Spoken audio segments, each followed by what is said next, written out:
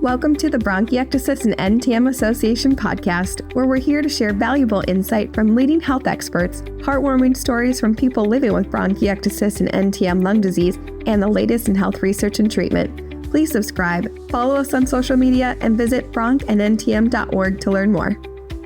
Just a quick note before we get started. This podcast series is intended for educational purposes only and is not suitable for medical advice. Please consult your medical provider if you have any questions. Hello, and welcome to our special episode in celebration of World NTM Day. Today, we will be focusing on an intimidating topic for those managing NTM lung disease, and that is travel. Whether you're planning a short getaway or an extended trip, traveling can present unique challenges and opportunities.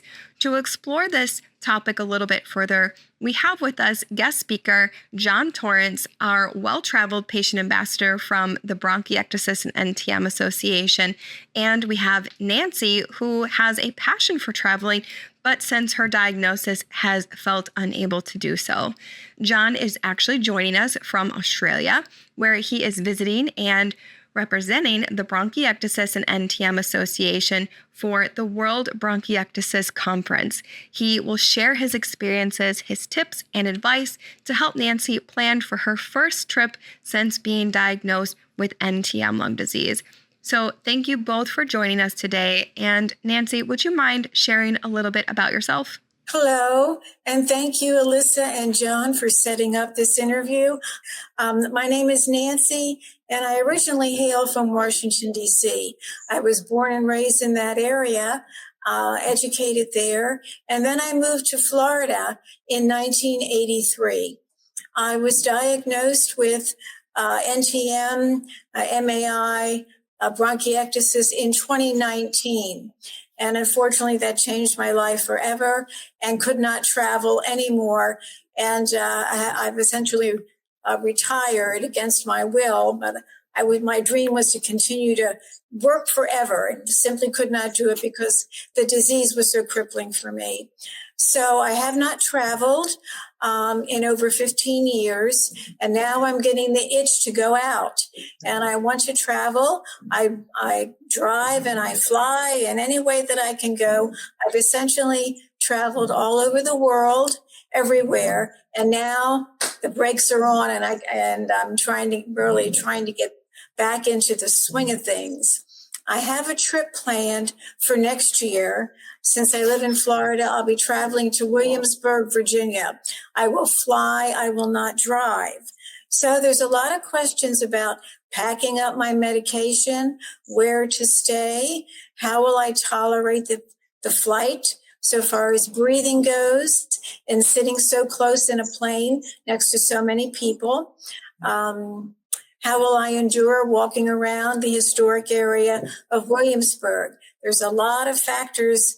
I sat down yesterday and I thought about it, and it's almost like survival. Am I going to be able to do this? My heart and soul are in it, but can the body tolerate it? So now, John, you flew to Australia. Oh, my goodness. I guess, did you fly out of L.A. nonstop? Yes, it was a nonstop flight out of LA, and that's a 16-hour flight. So that's a long time to be in an enclosed space with others. And Nancy, I can totally appreciate the concern and the anxiety that travel would bring.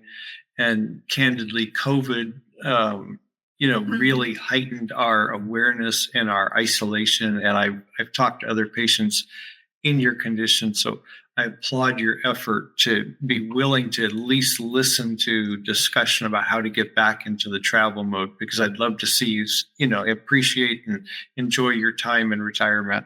As you guys had mentioned, traveling with NTM requires extra planning. So, John, what are some essential steps a person should take before a trip to manage their condition? Well, certainly making sure talk to your healthcare provider ahead of time. Make sure they're aware of your intentions to travel before you're committed, before you have that non-refundable ticket, just to make sure that what you're doing is within what they think is reachable for you. So I'd start with that well in advance. Second, be realistic about your energy level. If you haven't tried walking around the block, don't think that walking miles through the airport or on your city tour in a foreign country is going to happen easily. And then third, start thinking about what the logistics are and make some lists about, what are my medications? How do I transport them safely? What other things do I need in my personal kit that are going to keep me safe, and not only physically safe, but emotionally and mentally safe? Because sometimes it's just a matter of feeling that you're doing the best you can, to get through the day. And, we do have to play mind games with ourselves to believe that we're not taking unnecessary risks. Yeah, I like that you mentioned having a checklist. So a checklist can look like many different things. It could be having a checklist for your supplies that you want to bring, for your medications, for your airway clearance tools, things like masks, if you would like to wear masks in enclosed spaces, different supplements, other essential items. So making a list is going to be important so you don't forget anything and that you're prepared for all the various scenarios. Nancy, reflecting on your upcoming trip, what are some preparations you're trying to focus on? Well, first of all, I'm thinking about the climate. I will be going there in the middle of summer, I'll be there the 4th of July weekend. So it's going to be a big to-do up there in Williamsburg because it's the 250th anniversary of the Declaration of Independence. So everybody is going to be quite a show. And I'll tell you, 50 years ago, in 1976, when we celebrated the bicentennial, I was there in Williamsburg. So I'm going back 50 years later to celebrate the 250th anniversary. That's why this trip is so significant to me. And I can remember exactly walking through Williamsburg, what to expect. In a way that helps me. I've been there, I've done it. I'm going to do it again, but I'm 50 years older and I have a serious disease. So now I've got these two factors to deal with. And I can't say that I'm not worried because I am worried of the heat and the walking. That does concern me. And I'm thinking about maybe doing it instead of trying to pack everything in 1 or 2 days, taking a longer trip and maybe go out 2 hours one day, 3 hours the next day to see what I can tolerate and get a general lay of the land before I go ahead. So far as, exercising here in Florida, I do a lot of walking and I can do that very well for extended periods of time without having shortness of breath. That's why I've even considered this trip in the first place, because being outdoors does not affect me. The Florida heat now does affect me, that I have to be very careful now. So it's not as hot in Williamsburg as it is in Florida, but I know the Northeast, I think, is even having hotter temperatures now than we are down here in Florida. So the weather, my durability factor, packing up the medicine, and also I've even, believe it or not, I've taken a look at the area hospitals to see if they have emergency rooms, to see how up to date they are. Heaven forbid if I have to call 911 and be taken to a hospital, I want to know where I'm going and if they can actually treat me properly. So that's just something I've had in the back of my head. I know to stay well hydrated. So it's a durability factor. Coughing is a big issue with me and bringing up a lot of sputum. I just pray that I don't have a coughing attack while I'm walking around. That's another issue. So one thing I plan to do is my immediate peer group of friends. I'm letting everybody know that I'm going away, that I'll be gone from this date until that date. And when I get home, I'm going to call everybody and let them know that I've arrived home safely. So I think contacting my friends and letting them know that I'm going away is a good thing to do. And also I plan to call them on my cell phone when I'm up there just to check in with everybody, to let them know I'm making it through and everything's okay, and that type of thing, just to let people know where I am, what I'm doing. I think that's a great idea, Nancy, to let, your friends and family know where you're going to be, and, making sure that you have that support system too when you're out and about. And there's going to be good days and bad days when you're on your travel. And, we always pray for all the good days, but, things ebb and flow, and just being able to be flexible and having that communication with friends and family for that support is great. John, would you have any advice for the temperature changes or for that type of travel that Nancy is looking for? Well, I'll throw in some ideas. Well, first of all, Nancy, I applaud your effort and your willingness to give this a try. I think you're headed in the right direction. Going back to the list making, because I know people with NTM are big list makers. Just from your conversation, if it were me, I would make an actual physical list of the anxieties that you're thinking about. And that way, as you address them over the next year, you can feel confident that you do have it under control. It's easy for our brains to take over and start, going wildly ahead and saying, "Oh my gosh, I still have concerns." But if you have this entire year to plan this event, and you make a list of these things, and you can logically answer that you've addressed these things, then you can also tell your brain, it's okay to relax. I've got this under control. I've addressed these issues. So I think I'd start with that. I like your idea of the phone calls and such. I do a similar thing. I have, one family member that when I'm about to make a major move, I let her know when and where I'm going and that I've arrived safely. If I were to do anything to modify that plan on your part, I think it's good to tell your whole group that you're going to go on a trip, get their encouragement, and let them know when you're done. I'd pick one of those people, though, to be my communication buddy during the trip rather than everybody. Because, again, having to keep in touch with a whole group of people on a regular basis and respond to their comments, that can get overwhelming and build its own anxiety. So, again, this is just my thought that if there's one person that you're going to let them know when you've landed on the plane. You're going to let them know when you checked into the hotel. You're going to let them know after your first big day out. I think that's great and won't be as overwhelming as trying to keep in touch with however many people that is, if it's 4, 5, or 6 people. But I like the idea that you're thinking about the conditions. I would just simulate that humid weather you're going to face next year and get out there this year in the Florida sun. And try to, if you think you're going to be active for 2 hours in the middle of the day next year, try that this year. And just, again, make sure it's a reasonable thing for you to do.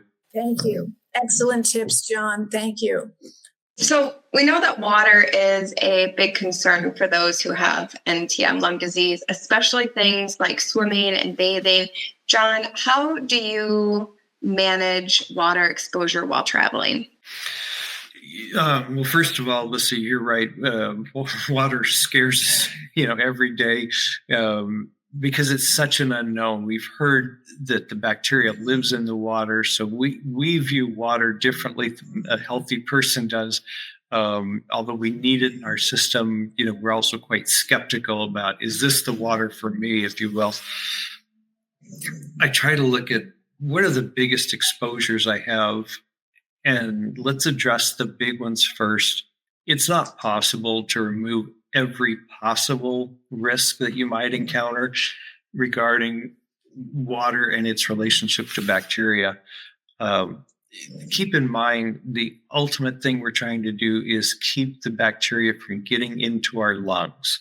The bacteria can go through our digestive system on a one-way path and not cause us any harm as long as we don't aspirate it back into our lungs. So we can take steps on several different levels.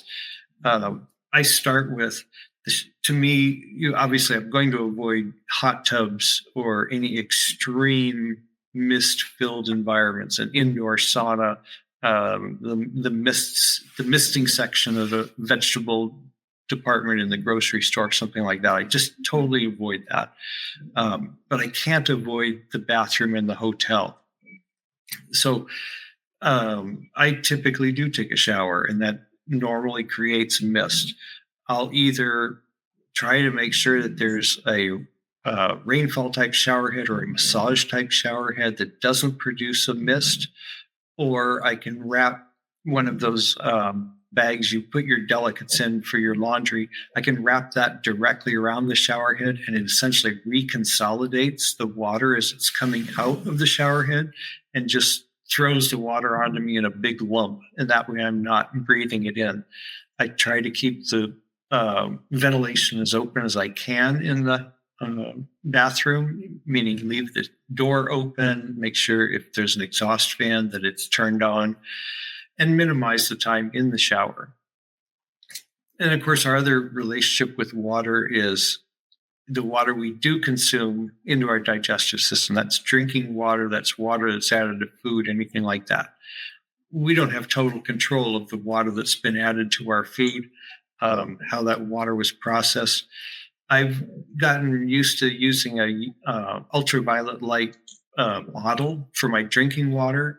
And while I can't guarantee that it works perfectly, it makes me feel better that I've done something about cleaning the water as I'm drinking it. So I run all my drinking water through that and filter it. Sometimes it's kind of like Pavlov's dogs. I feel better if I do it more often. All I have to do is press a button on it and it will activate the ultraviolet light. I may do it a second time. It makes me feel even better. So for those people who want to travel to areas where they can enjoy water activities like swimming pools and lakes and oceans, what kind of things would you recommend, or if anything, would you recommend for those people? Well, from what I understand from some of the experts, if you're in an outdoor environment where the mist can dissipate, and that might be an ocean swimming event, even an outdoor swimming pool, you're at the swimming pool with your family kind of thing. As long as that mist isn't concentrated, typically you're not breathing in enough of it to, pose a hazard. And again, I can't give you scientific perfection, with that, but you're not building up a greater humidity that, poses a real risk. So I think the important thing is to get out there and enjoy the activities that you like to participate in without consolidating all that bacteria, directly where it's going to go into your lungs.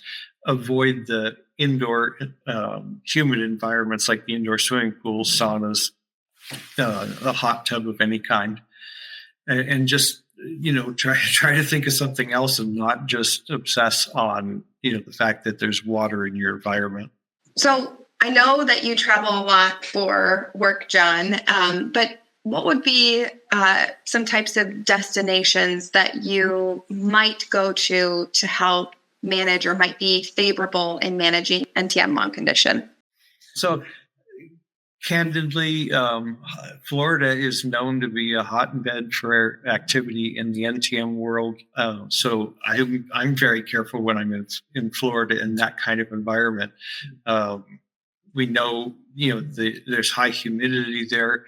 And because there's a lot of standing water, there's a lot of NTM even in the soil. So if I go to an environment like that, I may just be careful about limiting the time that I'm exposed to high humid environments there. Nancy, you may find that just leaving Florida, going to a different environment, may reduce your exposure. And again, I don't have scientific numbers to prove that one way or the other.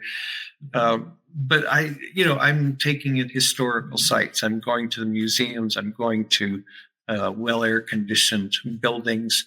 Those aren't known to have high NTM rates. Can you share any experiences or challenges that you have faced when traveling and how you have overcome them, John? Well, I could tell you, even though I'm a list maker and I know every single thing that's supposed to be in my kit, I promise you at one time or another, I have forgotten every single item And I've either had to reorder a nebulizer on Amazon. I've had to go to local pharmacies because I forgot the tube that came with the nebulizer. So life's not perfect, but there's ways to laugh your way through the resolution when you can.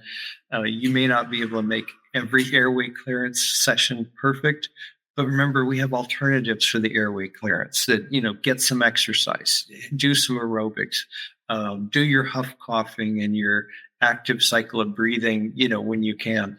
Do extra steps that you do have control of when you inevitably find that you can't do the things that you'd like to do.